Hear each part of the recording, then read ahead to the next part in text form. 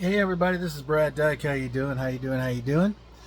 I just wanted to reach out to you real quick. I'm doing a little video, a side topic video for my Sidewinder keyboard. Now this is a Microsoft Sidewinder keyboard and it's sticking and acting odd. Now granted, this is 7.5-year-old keyboard, but I'm gonna take some time and pull out some old knowledge and basically give this a clean bill of health and show you some cool things about it too. It's a minor video, it's nothing major.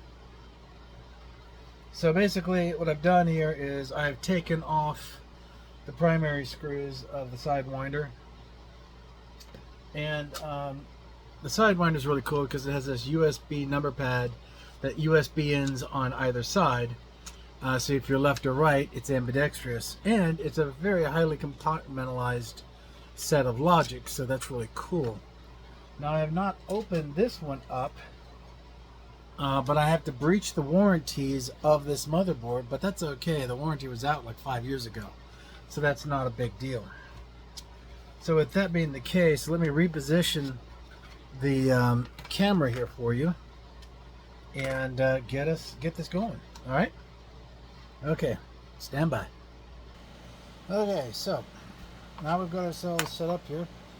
Let's cover the tools at which I'm going to use to do this. As you can see, this is the actual keyboard itself, the primary keyboard.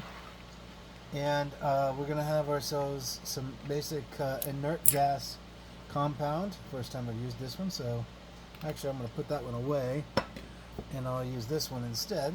It's just basically inert gas. Well, generating static electricity discharges, and we're also going to use contact cleaner, WD-40. Great stuff. You need to know how to handle it, but outside of that, it really does a good job of clearing electronics of any issues. I've got an angle mirror here. Sometimes you need it, sometimes you don't. PS2 keyboards are notorious for that. And then, of course, I've got myself a pry tool, which is a very specialized tool here. It's designed to go into very thin areas and free up and clear things, and of course, if necessary, a set of forceps. So with this being the case, I'm going to go ahead and start the process of freeing this up, and I'm going to use a good old-fashioned pocket knife here to act as a wedge, as you can see.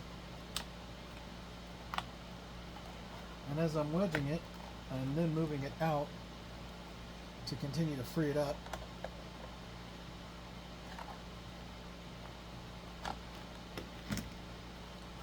Okay.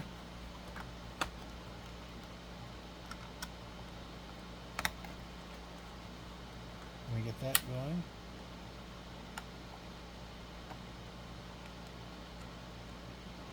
And as I'm doing this, I'm actually prepping the plastic as well and trying to clean it as I go.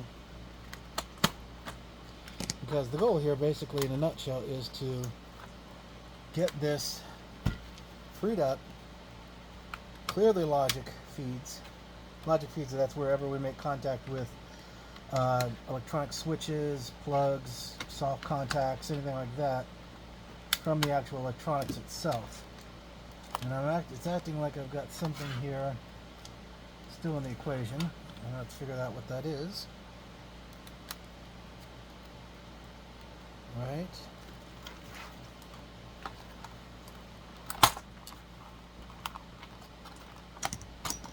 A lot of times it's just basically manhandling it a little bit, not a lot. You don't have to do it a lot, you just have to do a little bit. And it allows the plastics to clear. It's been closed for a long time. And then you put the food on it. That's right. Human oil, human food, and many other things that let's see, I might have a secondary. Let me see. Do I? What I'm looking for here is an underlining screw that might still be in place. Checking now. Yeah, it looks like there is a hidden screw there. Okay, I think I see it. All the other ones are free. except for that one, and it's, yep, there it is. I found it. Now, you see, manufacturers will put sticker labels on top of stuff like this, and this is how they confirm that the warranty doesn't get violated, because when you take these screws out, it's going to violate the warranty agreement for the hardware. But like I said, that's okay, because the nature of this particular piece of hardware are way out of date. So now I've got two contact cable sets here, one here and one down here, and I've disconnected those, and that should free up the contact board from the rest of the unit. I've also got what appears to be a displacement of one of my contacts. I think they go over, yeah, I think they go over yeah. Okay, so I got it now. Alright. So forgive me there, I was driving me a little crazy why that was doing that. Okay, so this is the actual surface contact switching area, which is actually, from what I'm seeing here, fine. I don't see any issues. Let me look here.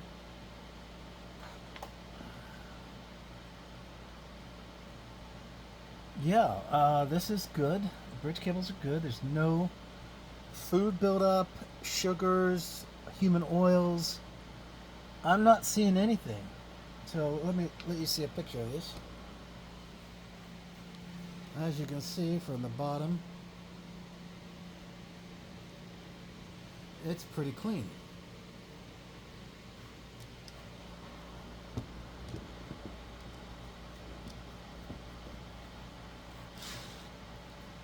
Alright, so with that being the case, then I have my points of contact here, which I'll check here for now. That's good. That is good. Those cable feeds are secure. Alright, I've got my output for USB here. And I've got my adapter connector heads, which are actually located here. One is here, the USB adapter head. So you can see there's the USB port right there. And then on the other side, the same setup. Now this is where things get a little messy.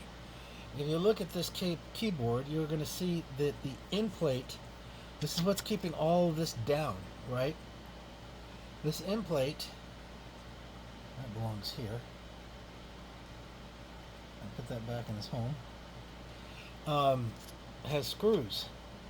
Now when you take these micro screws out, be careful, because your goal, technically, let me see if these will come out or not. Will they come out? No, they shouldn't. Okay. Your technical goal is you want to start to free these up so that they're not sticking anymore. And I have them sticking. They're sticking really badly, actually. And that's really, a worry of mine, because that's the reason why I had to take this apart, is because these keys are so dirty. If you look at them, human oil, just life, fills these keyboards up and makes them pretty much very difficult to keep clean.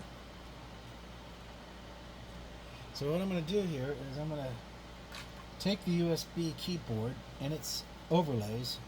Overlays are basically these little tiny thin layers of urethane that overlay the pressure sensors to provide a little extra protection against debris that comes through. But I'm going to go ahead and move this guy off.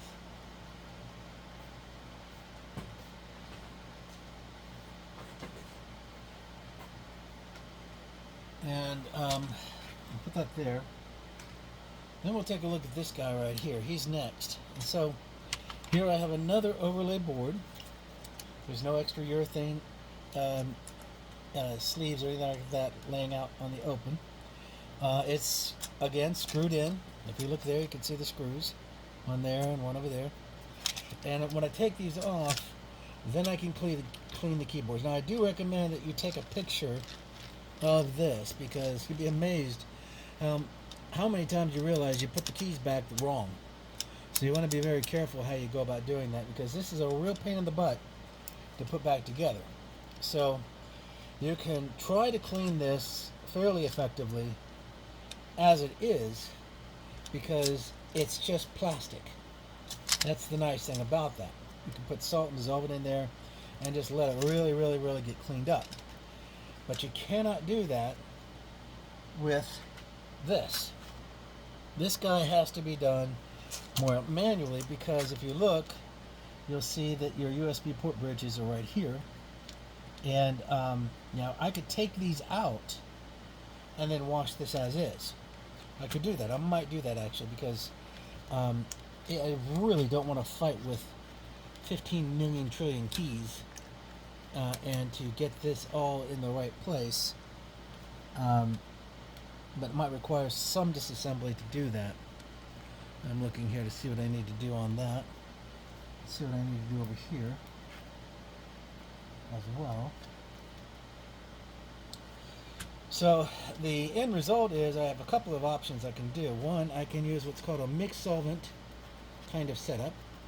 And what that is basically is a combination of a few things.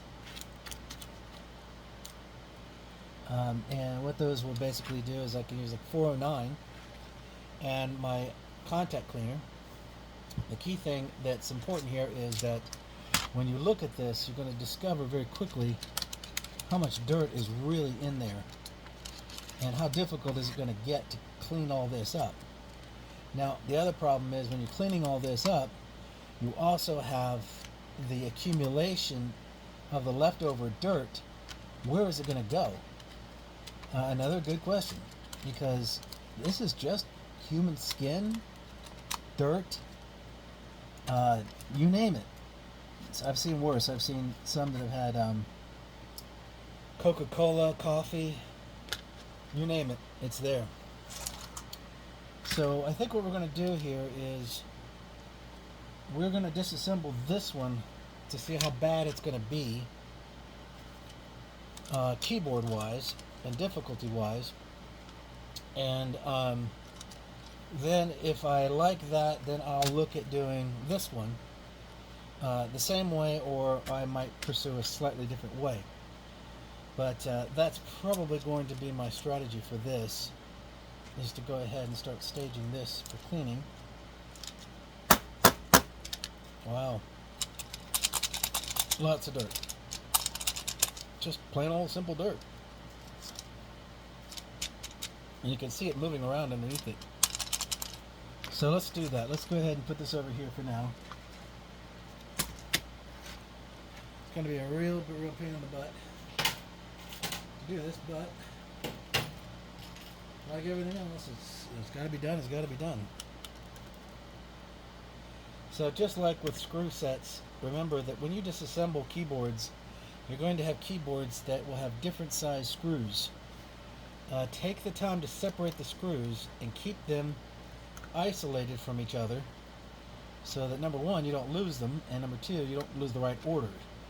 Because with keyboards, you're going to have the thin screws, the short stubby screws, toward the edge of the keyboard where it's thinnest, and the longer screws will be toward the back of the keyboard where it's the thickest. Okay, so we've got this one pretty much prepped now. Okay, so here is my secret sauce in dealing with things like this. Very important. I'm going to take this, I'm going to flip this upside down while it's still intact, and then I'm going to push it free. Okay? So this is my first piece I want to clean up, and if you look there, you can see the dirt on the end seams there, and you can see it there too. And I'm going to use my cleaning tool here to free the dirt.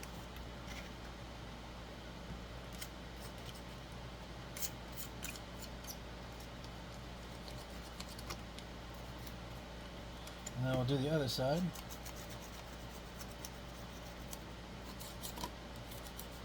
And it is this stuff, especially the white lining on the underbar, in other words, that's the underside of the bevel. The underbar is this part right here. That whiteness is actually either oil or sugar or a combination of both, and they form a sticky line. And you've got to free them completely to make sure that you've got everything in the clear. Alright, so I already pulled off a lot of mess out of that, but now it looks better. It's not quite ready yet though. I have to go get my 4.9. Let me do that.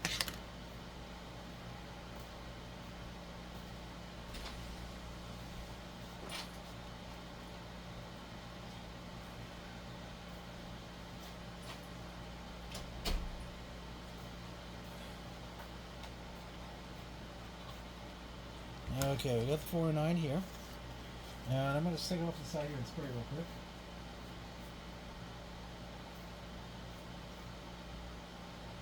Alright, we've got it sprayed now.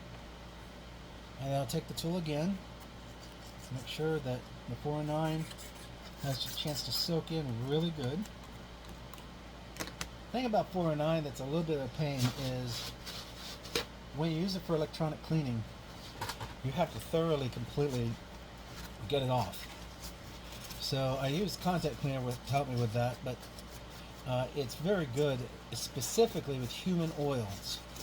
Very good. I can't tell you how many times that has made a PC look brand new, because how much human oil is all over a tower because of us human beings, just being who we are, tend to make a lot of contact and smear our oil all over the item. So this is now very clean. And I'm going to use my contact cleaner here as well. We'll put that off to the side.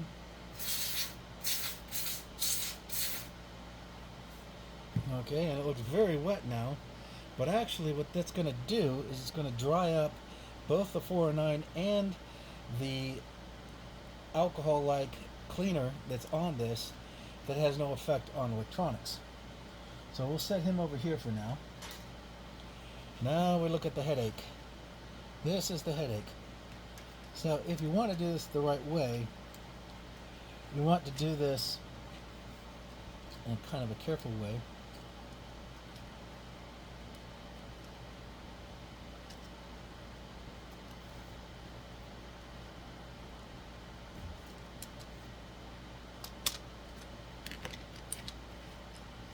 Okay, so there is the mess I'm talking about. Do you see all that buildup in dirt? Okay.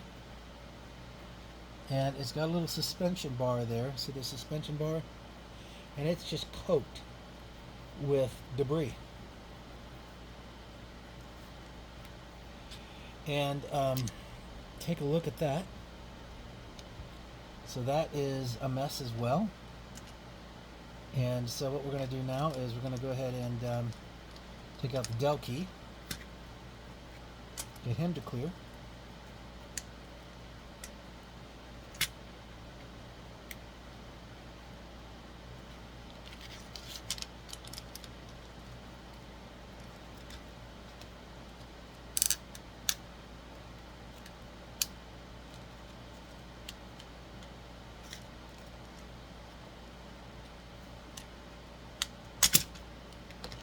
Alright, you want to check to make sure your pressure points are good. That one's a little cleaner. Not bad at all, actually. But look, again, it's not looking good there. So that means I'm going to have to get myself another tool real quick. Let me go get it.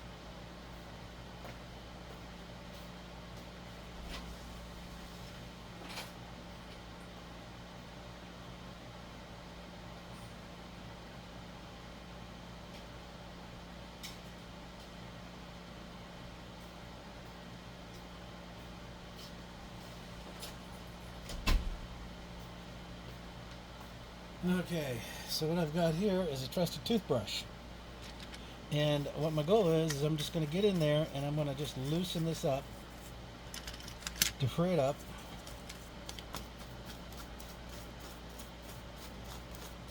And just try to get that stuff.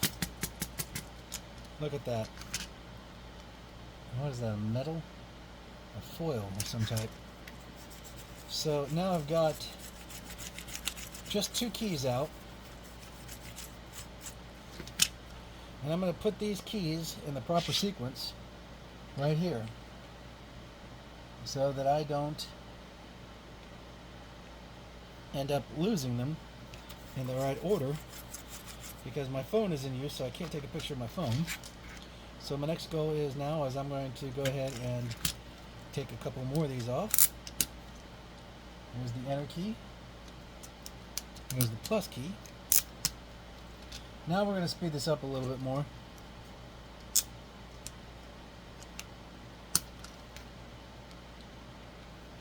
Okay, so again, dirt, dirt, and more dirt. Use the toothbrush to loosen it up. Let it pour out. Can you see that dirt right there? Right there? That is all coming from this tiny little keyboard. Look at that. That's just disgusting, isn't it? So, you know, we are human beings, make a lot of mess.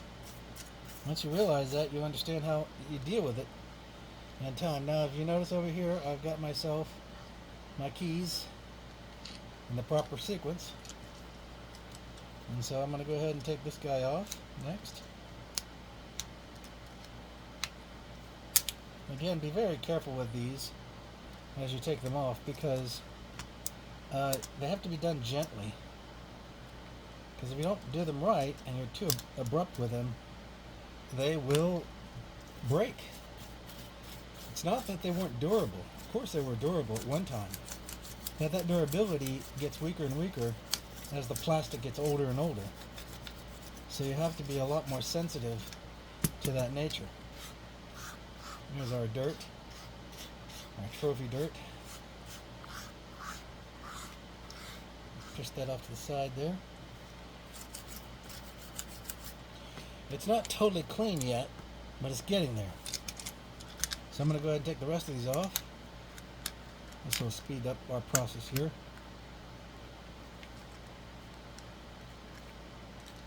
I've got foil.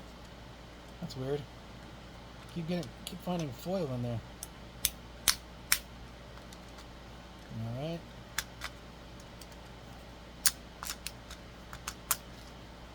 There we go.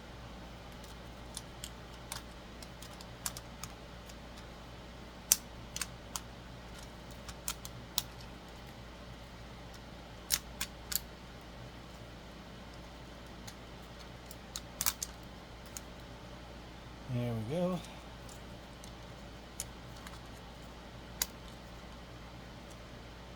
Number 9, the asterisk. I guess technically, yeah, okay. The asterisk. 8. Alright.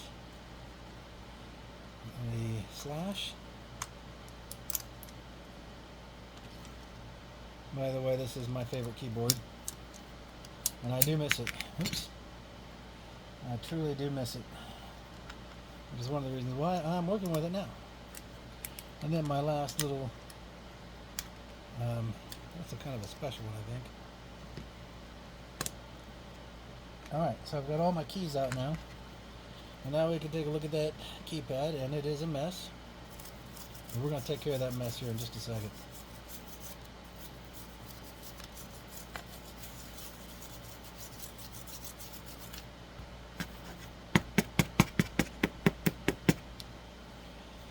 That is better. Now it's ready. Now I'm going to try a little bit of electrical contact on this. See if I can get it to loosen up in a dry kind of way. Nope, doesn't look like it's going to work. Okay, so it needs to be dissolved. Okay, so we'll let that dry for a second. This stuff does dry pretty quick.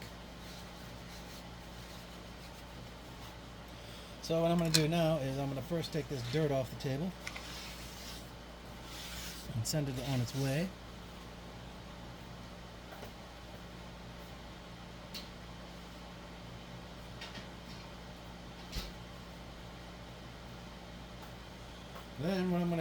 is I'm going to put this down like this, and I'm going to put the logic board there, the plastic bevel board there, and I'm going to spray it with 409. Now 409 is a dissolvent.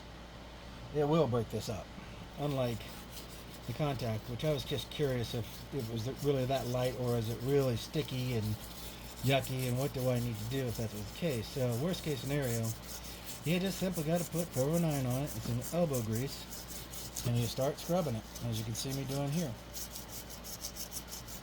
Takes about 2-3 minutes to do this, but it completely changes the nature of the level of dirt that's on this. So let's show you. See? Looking much better. It needs to dry out some. Now this is where I can cheat, and I can use my electronic dissolvent, because alcohol is great for getting rid of water, or water-based cleaners.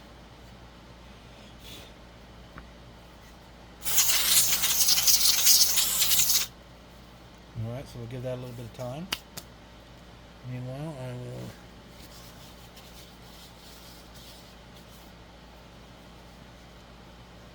it is already drying up nicely. Throw that away.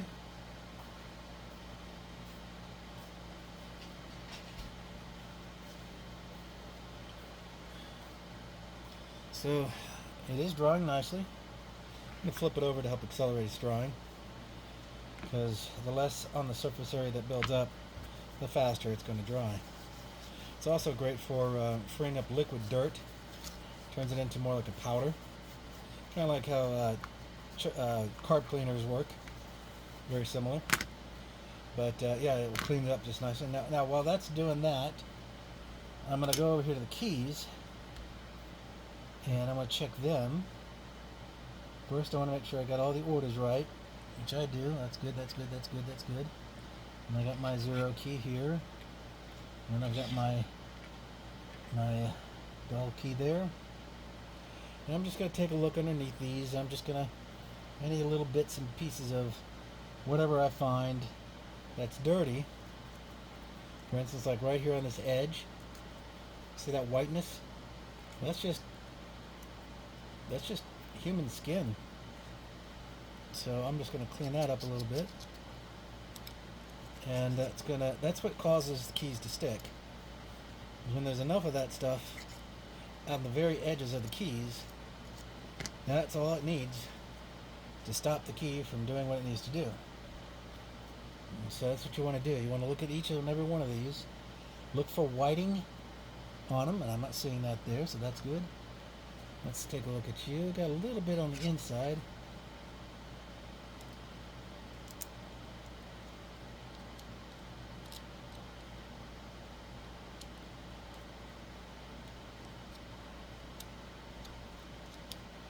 Alright, that looks much better.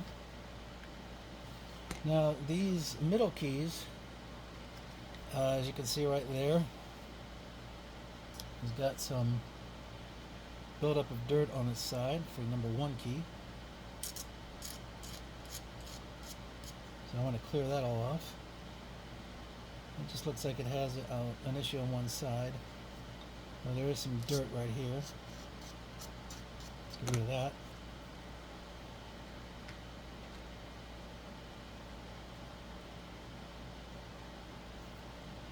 And you just go through each of these keys one at a time. Look for any deposits of any kind, because this is the time to do it. So I've got one right here. Lots of it, actually. Wow. That number 3 key was kind of stuck. Yeah. 3 out of 4 sides had that there present. Alright, I got number 6. Number 6 is looking pretty nasty too.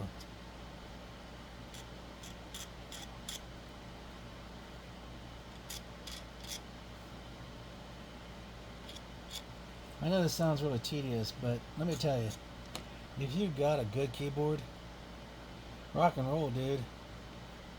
Keep it. Don't lose it. Take good care of it. Don't pound on it. Don't kick it when it's not doing what you think it needs to do.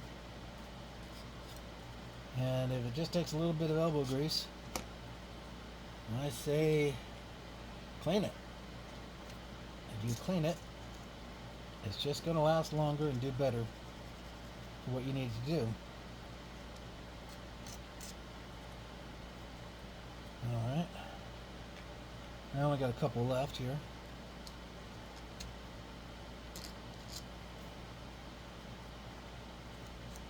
Yep. Now, I wouldn't worry about the top of the key because after you put it back together to let it do its final drawing, you can simply just take a paper towel and some 409 and wipe the keys down. That's my num lock. Alright. My greater sign. I use that key quite a bit.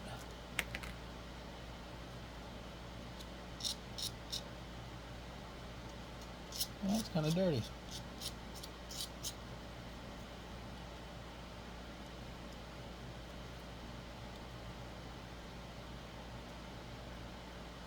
Alright. That's really dirty. I didn't really use that very much.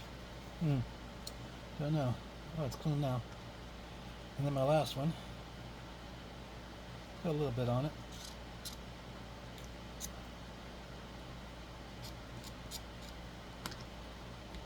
Now normally I skip through a lot of these steps because they appear to be mundane. But the thing that screws these guys up the most is just this. You have to be really careful with how you're going to deal with these, because if you do it wrong, one broken key, in my opinion, makes a keyboard useless. It just looks ugly, it's not pleasant, it's not something you really want to work with, and that's unfortunate. Now, in this video, I'm only going to do this small keyboard pad here, but now I'm going to reassemble this keypad, starting with my top piece. And they don't like to go back in, just as a heads up. So make sure they go in good and they flow in nicely. And this will go through pretty quickly. Just don't push down too hard on any one given time frame, because what happens, like you press down for like 5 seconds versus just a simple second push, you'll actually crush it. I've done that with the old PS2 keyboards. That was a real pain in the butt. Okay, and now let's go ahead and put this guy back together. Yep.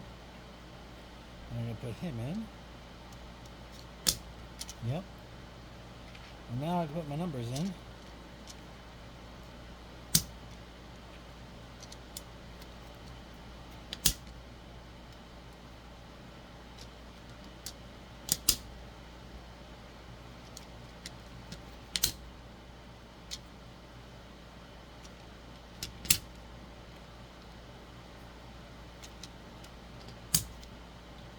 Alright, number 9. Number 8. And number 7. Okay, so now I got them. They're freely folded. When I was doing this first, they didn't do this at all. They were just kind of iffy and sticky.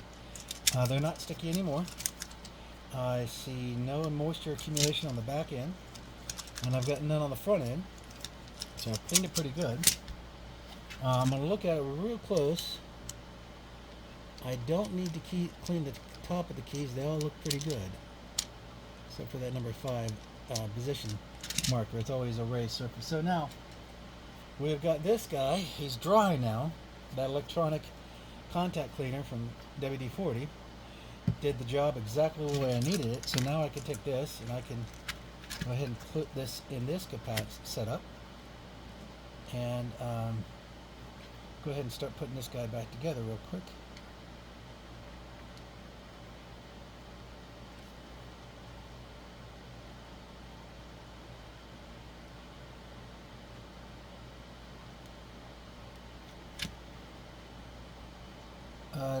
Another very important detail is some keyboards will just use what's called plastic mold points.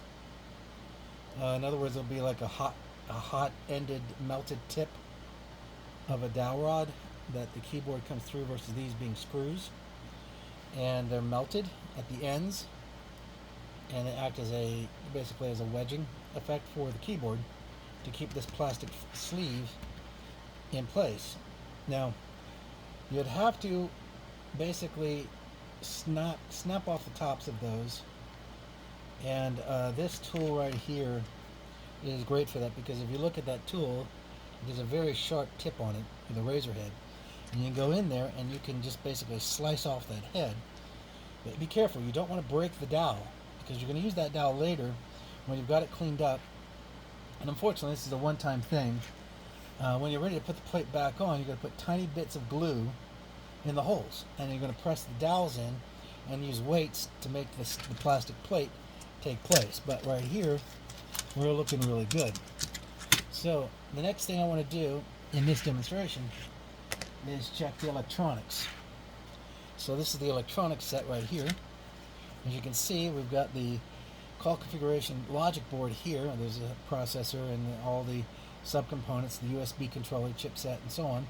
Here are the lefty-righty USB port interfaces, which is shown right here, and which is shown right here. And this is a great keyboard. I don't believe they make it in this style anymore. You want to check your contact points. Make sure your urethane coat is snug and in place, not drifting and out of place. You want to look for dust accumulation. I'm not seeing that, so what I'm going to do now is I'm going to go ahead and put this on.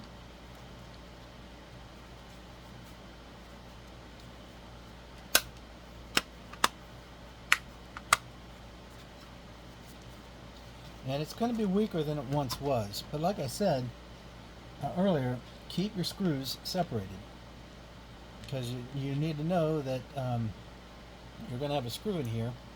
It's going to be really shallow, and it's going to go right there in the middle, and then the rest are going to be longer ones which go out to the corners.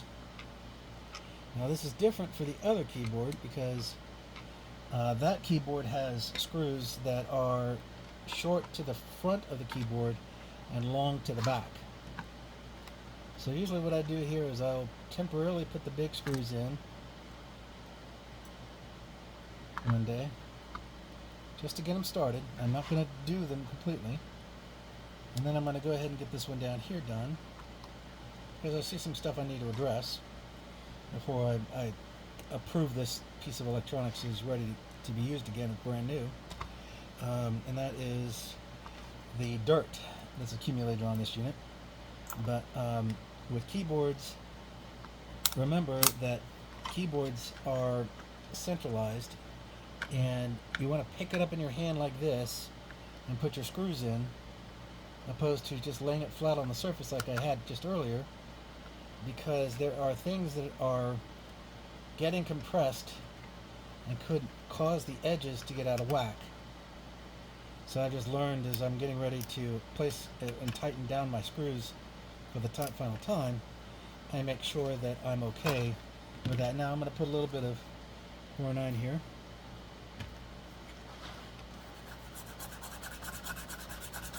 The rubber seals are gone, but the dirt is still there. What do you do, right? So I'm going to clean that up, because that creates a stickiness which you don't want to see. Top part looks pretty good, if you can see it there. Looks good. Now the bottom is clean as well. This is the Microsoft seal. When you breach that seal, this thing is no longer covered, but it lost its coverage many, many years ago. Go ahead and handle your keys. They should feel nice and easy and smooth. So I'm not going to do this keypad in this video, because it's going to take some time, right? It's going to take a while, and there's a lot to do here. So I'll do this, and then later on I'll just show that my newly refurbished keyboard is good to go and all that good stuff, and so on. But with that being said, this video is just a little fun video to show you that everything in your lab, including your keyboards, you can reprocess them. You can get them back to a good place pretty easily, actually. And sometimes you just need to take the time to do that. You can just take a little bit of time out of your day and give a little TLC, and the end result will end up being that you have equipment that is going to last a lot longer. Almost all the gear I have here will last, and has lasted, many years. I'm not a fan of just recycling gear. I think that's wrong on a lot of different fronts.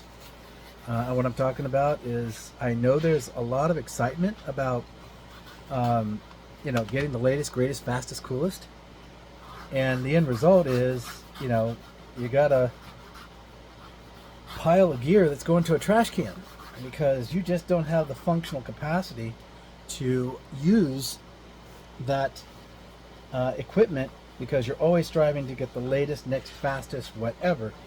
I have a different approach on that. I say put a little TLC to this, and don't be so eager to fill the trash dumps with perfectly good equipment that just needs a little bit of love. We're pretty rough with this equipment if you think about it, especially when we get upset and get angry and mad at our code because it's not doing what we want it to do. But with that being said, this is Brad Dyke signing off. Sorry for the long video, but in this kind of stuff I've been asked to kind of show those extra details because people enjoy it. So I hope you enjoyed this. God bless and have a great week. Take care.